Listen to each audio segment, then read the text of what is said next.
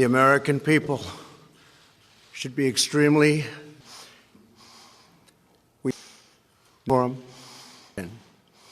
terrorist Qasem Soleimani.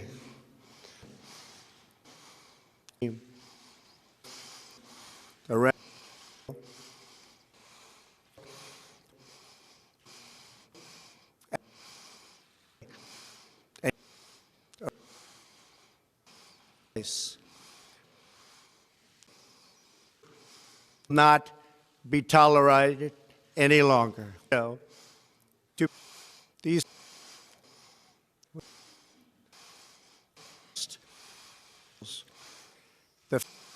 is the best deterrent.